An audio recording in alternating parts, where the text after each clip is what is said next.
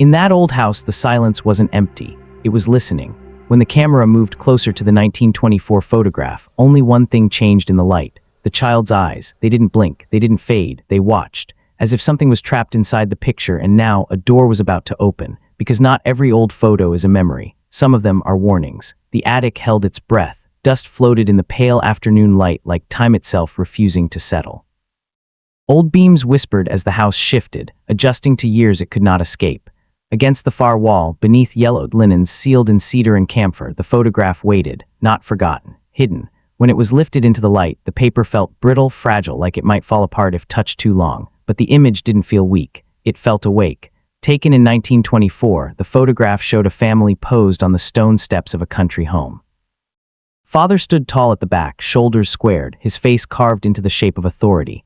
A man who never raised his voice because he never had to. The mother sat forward, gloved hands folded neatly in her lap. Her eyes didn't meet the camera. They stared past it, as if practicing how to forget something she refused to name. The older children were arranged on either side, perfect, still, silent, like furniture chosen to complete the scene. And at the center, the youngest child, no older than 8.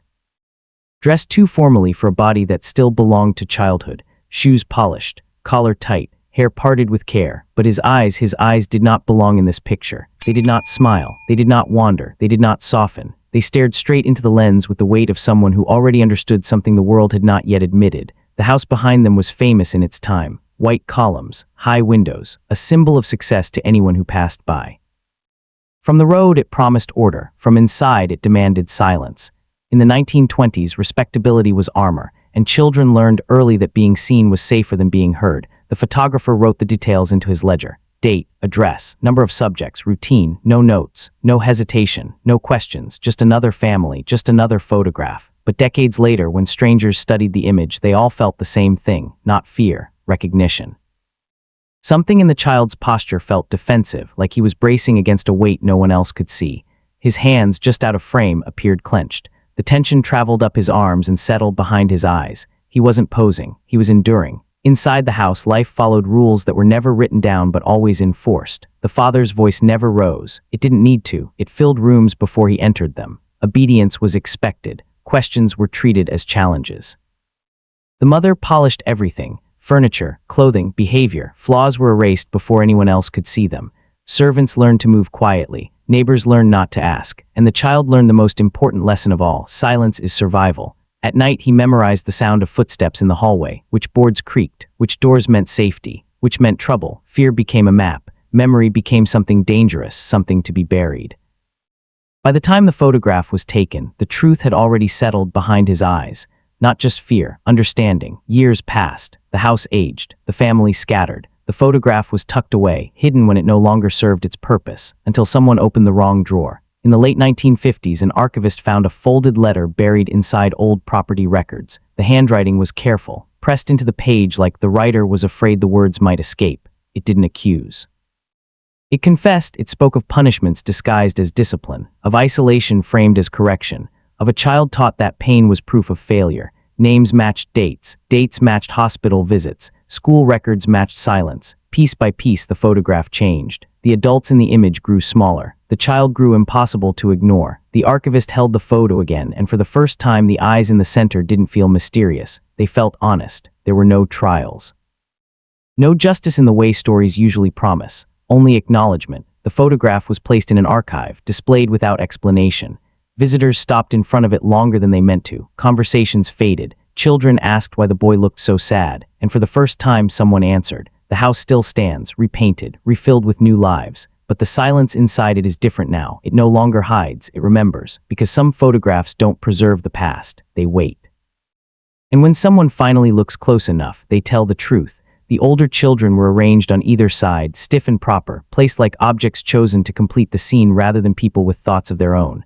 At the center stood the youngest child, no older than 8, dressed too formally for his small frame, shoes polished, collar tight, hair parted with care. His eyes were the first thing anyone noticed. They did not smile. They did not wander.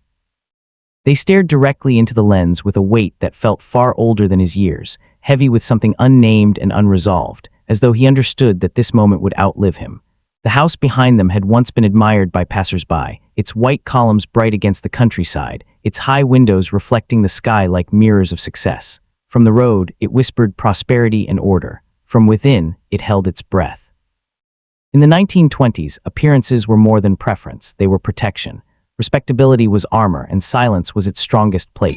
Families were judged by how they looked, not by what they concealed, and children were expected to learn that lesson early. They were to be seen, neatly dressed and well-behaved, but never truly heard. The photographer who captured the image recorded the sitting in a leather-bound ledger, ink steady and impersonal. Date, address, number of subjects, routine. There were no notes in the margins, no signs of hesitation, no hint that anything about this family differed from the dozens of others photographed that year. To him, it was just another commission, another moment fixed on paper and paid for in cash. And yet, decades later, anyone who lingered on the photograph felt a tightening in the chest, an unease that grew the longer the image was studied. It was not the stiffness of the poses or the severity of the adults that unsettled them. It was the child. His posture was rigid, shoulders drawn in as if bracing against an unseen weight. His hands, just out of frame, appeared clenched, the tension traveling up his arms and settling in his eyes. There was a sense that he knew something the others had already agreed to forget, that he was carrying a truth too heavy to name and too dangerous to release. In that era, truth was often treated as a threat rather than a virtue, especially when it challenged authority. Children learned quickly which thoughts were safe and which ones were not. Memory became a private thing, locked away like valuables or weapons. The house itself seemed built for such containment. Long hallways muffled sound, thick doors closed firmly. Rooms were arranged to impress visitors, not to comfort those who lived inside them. Every surface was polished, every corner orderly, as if chaos could be kept out by design alone. But chaos does not always announce itself loudly. Sometimes it settles quietly, shaping daily life through small acts of control and unspoken fear. The photograph captured the family at a moment meant to signal unity and success, a visual declaration that everything was as it should be. That was, after all, the purpose of such images. They were not meant to reveal truth, but to create it, to offer proof that a family belonged to the right side of society. What this photograph preserved instead was a warning. It recorded the cost of maintaining appearances, the toll paid by the smallest and least powerful among them. The child's eyes suggested not just sadness, but awareness, an understanding that the world around him was governed by rules he could not change. In his gaze was the look of someone who had learned early that speaking could make things worse, that survival depended on restraint and silence. Time moved on, as it always does, carrying the family forward and scattering their lives into separate paths. The house aged, its paint faded, its steps worn smooth by years of use. The photograph was tucked away, removed from view when it no longer served its purpose, stored with other relics of a past that was easier to remember selectively. Generations passed without asking why the image felt so heavy, why it seemed to watch rather than be watched. Only when it resurfaced, decades later, did its meaning begin to press against the present. Those who found it felt as though they were intruding on a confession written without words, a record of something unfinished. The child in the photograph did not demand pity or anger. He asked only to be seen. His stare crossed time, meeting the eyes of strangers who had the luxury of distance, who could look without fear of consequence. In that exchange, the silence that once protected the household lost some of its power. The photograph no longer functioned as a symbol of respectability. It became evidence of a moment when truth was present but unacknowledged, when everyone involved understood, on some level, that something was wrong and chose to stand still anyway. The longer the image was held, the clearer it became that photographs do not merely preserve what people want remembered. They also capture what people are trying to hide. This one had waited patiently, wrapped in linen and cedar, for eyes willing to read it honestly. And as the light shifted in the attic and dust settled back into place, the child's gaze remained unchanged, still asking the same quiet question it had posed in 1924, still holding a secret that refused to fade. Behind the photograph's stillness lived a house that believed in order the way some places believe in prayer, not as comfort but as control, and every morning began the same way, with the measured ticking of a clock in the hallway and the sound of shoes placed precisely where they belonged. The father rose early, his presence announced not by noise but by expectation, the kind that filled rooms before he entered them. His voice was calm, always calm, a practiced restraint that left no space for reply, because replies suggested equality and equality had no place here. When he spoke, it was not to discuss but to conclude, and the household learned to shape itself around his words as if they were walls. The mother followed a different discipline, quieter but just as firm, moving through the house like a curator preserving an exhibit, polishing surfaces until they reflected nothing human back at her. She corrected posture, adjusted collars, smoothed hair, and erased signs of wear, believing that flaws were contagious and must be removed before they spread. The home shone because it had to. Silence lingered because it was expected. Servants learned quickly how to survive within these rules, how to step softly on the stairs, how to avert their eyes, how to forget what they heard once a door closed. They spoke in glances and pauses, in the careful language of those who knew they were replaceable. Neighbors admired the family from a distance, praising their manners, their discipline, their children who never caused trouble. In that era, admiration was often built on absence, on what was not seen, and no one questioned why the youngest child grew quieter with each passing year. Authority was a fact of life then, rarely examined, rarely challenged, and adults were trusted by default, their words accepted as truth simply because they were spoken with confidence. Children, by contrast, were expected to endure, to accept correction without complaint, to learn that discomfort was part of becoming proper. Discipline blurred easily into cruelty when wrapped in the language of moral improvement, and punishment could be explained as care if delivered with enough composure. Bruises vanished beneath long sleeves and stiff fabrics, marks hidden by design and by tradition. Shame was disguised as propriety, taught as a lesson rather than recognized as harm. At school, the child's teachers noticed changes that were difficult to name at first, a once eager hand now resting quietly on the desk, bright answers replaced by careful silence. Reports shifted in tone, words like promising giving way to withdrawn, but when concerns were raised, they were met with polite explanations. The child was sensitive, they said, thoughtful, easily overwhelmed. These words smoothed over questions and allowed everyone to move on. Whispers did exist, as they always do in places that appear too perfect, but they never reached daylight. A maid left without warning, her departure explained as sudden illness or family trouble. A tutor resigned with little notice, thanked politely and spoken of no more. Each absence was framed as inconvenience, never as consequence, and the household absorbed these changes without comment, sealing itself tighter each time. It functioned like a room with no windows, air growing thinner as truths went unspoken, yet no one named the discomfort because naming it would have required action. The child learned the rules not through instruction, but through repetition, through the pattern of cause and effect that defined each day. Silence ensured survival, speaking invited attention, and attention carried risk. Eye contact was read as defiance. Questions were treated as challenges. Memory itself became dangerous, something to be locked away deep inside, sorted and buried where it could not surface unexpectedly. Nights were the hardest, when the house settled and every sound felt amplified, footsteps echoing down hallways, doors closing with finality.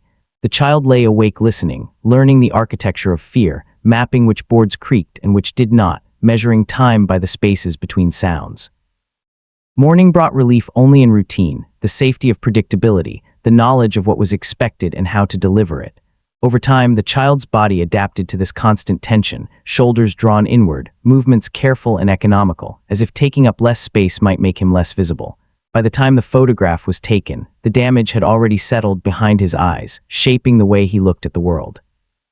It was not fear alone that the camera captured, though fear was there, quiet and constant. It was the weight of knowing that help would not come, that the systems designed to protect him were the same ones that demanded his silence. The photograph froze him at that moment, standing among people who shared his name but not his experience, his small form bearing the burden of an unspoken truth. The others in the image believed, or pretended to believe, that stillness meant harmony, that order meant safety. The child knew better, though he had no words for it yet. He knew that the house required something from him that could never be given back, that obedience asked for pieces of himself that would not regrow. Years later, when the image was finally seen with new eyes, that knowledge radiated outward, unsettling those who studied it, forcing them to feel what had once been ignored. But at the time, no one lingered on his gaze. The photograph was approved, paid for, and placed among other proofs of respectability, its purpose fulfilled. Life continued within the sealed room of the household, each day reinforcing the same lessons, each silence adding another layer to the walls. The child carried these lessons quietly, learning how to disappear in plain sight, how to smile when required and empty his eyes when it mattered. He learned that endurance could look like obedience, and that survival often meant becoming invisible. The house remained admired, its reputation intact, its secrets protected by shared assumptions and polite distance. And somewhere within those walls, a child grew older without growing freer, holding on to a truth he did not yet know how to release, waiting in a silence that no one else seemed willing to break. The truth did not arrive with raised voices or brave declarations. It arrived quietly, the way most heavy things do, through chance rather than courage. In the late 1950s, long after the house had lost its power and the people inside it had thinned into memory, an archivist sat alone in a municipal records room, surrounded by shelves that smelled of paper and dust. The work was methodical, almost dull, the careful sorting of estate accounts, property transfers, and faded ledgers no one had opened in years. The room hummed softly with fluorescent light, and outside, traffic passed without knowing what waited inside. It was there, between columns of numbers and signatures meant only to track money, that a folded letter slipped free, its paper softer than the rest, its edges worn from being handled more than once. The handwriting was neat but unsteady, each line pressed carefully into the page as if the writer feared the words might escape before they were finished.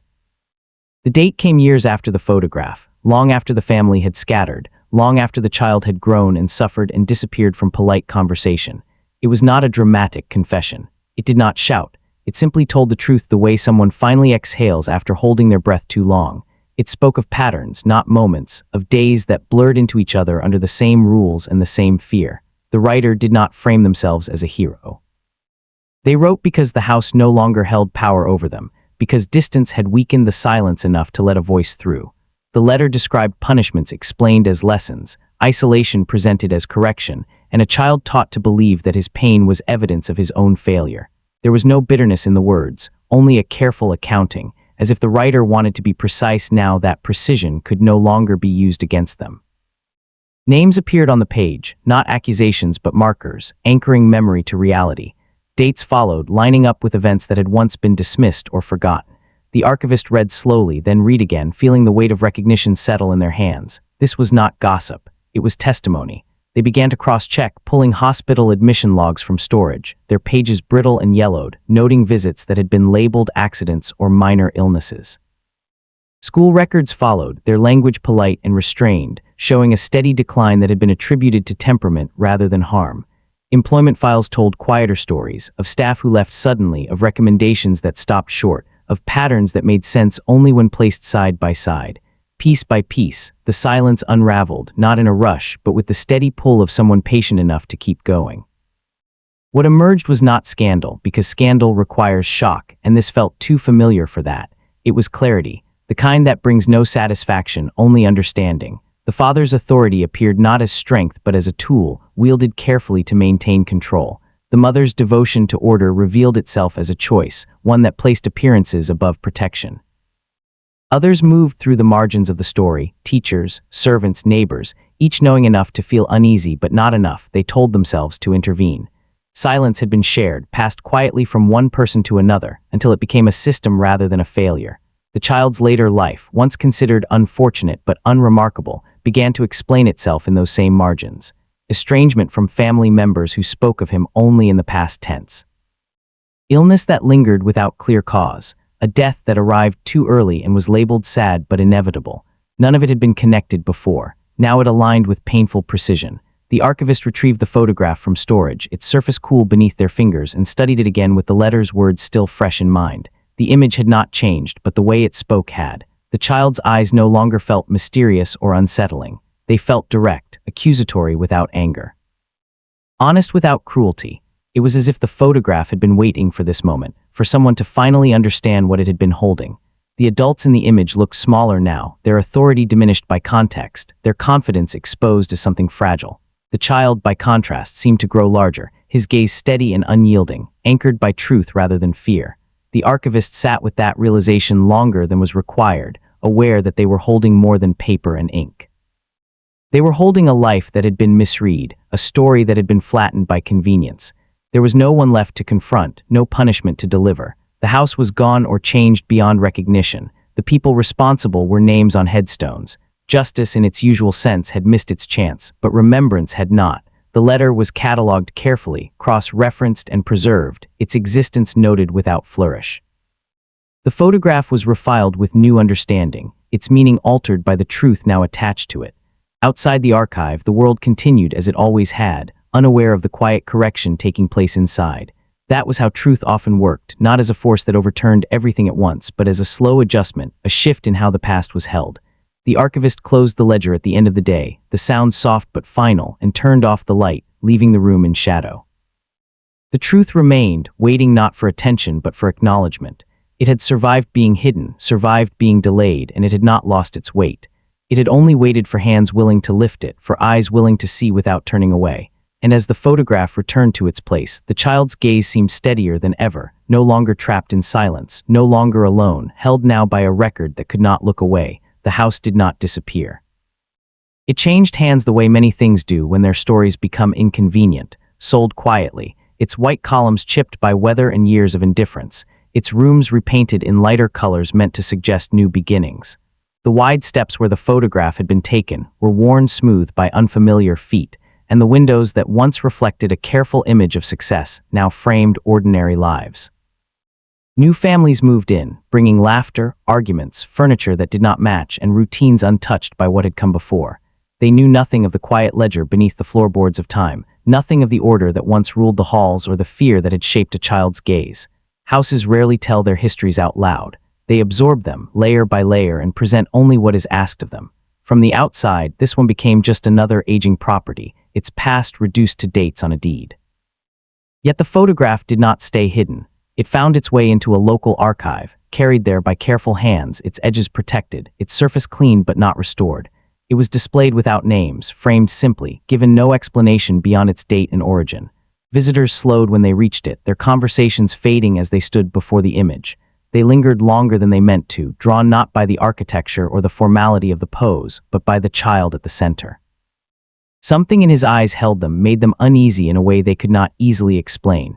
Some leaned closer, as if proximity might offer clarity. Others stepped back, unsettled by the sense of being seen. The letter followed a quieter path. It was published in a small historical journal, its language preserved, its context explained with restraint. There were no headlines, no public outrage. The world it described had already moved on. No trials followed. No names were dragged into the light for judgment. Everyone involved was gone, reduced to photographs, records, and memories held by no one who could answer for them. Justice in its familiar form arrived too late to punish, but it did arrive in another way, slower and less visible. The child's story was added to the record, not framed as an accusation, but as acknowledgement. It corrected the past without pretending to fix it. Years passed. The archive became part of the town's rhythm, visited by researchers, tourists, and school groups shepherded through its quiet rooms. One afternoon, a class paused before the photograph, their voices low out of respect or instinct. They were young enough to speak honestly, old enough to sense when something mattered. One student raised a hand and asked why the child looked so sad. The guide hesitated. It was a small pause, barely noticeable, but it carried weight. In that moment, the old rules were tested again. Silence had once protected reputations and sustained harm. Now it faltered. The guide answered truthfully, choosing care over convenience, explanation over avoidance. That hesitation mattered. It marked the point where silence finally lost its authority.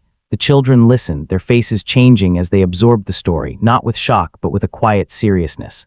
They looked again at the photograph, seeing it differently now, understanding that images can hold more than they show. Outside the archive, the town continued as it always had, unaware of the subtle shift taking place within its walls. History does not forget out of mercy. It remembers out of obligation. It carries forward what was once ignored, not to reopen wounds, but to keep them from being mistaken for nothing at all. The photograph no longer hid a secret. It carried a lesson, not spoken but felt. That dignity can survive even when voices are stolen. That power without accountability leaves echoes that linger long after the source is gone. The house still stood, altered but intact, its silence heavier now only for those who knew how to listen. The child in the photograph no longer waited alone. His gaze had been met, his story placed where it could not be buried again. Some names only find peace when the truth is told, and when it is, the past settles differently, no longer pressing to be forgotten, finally allowed to rest.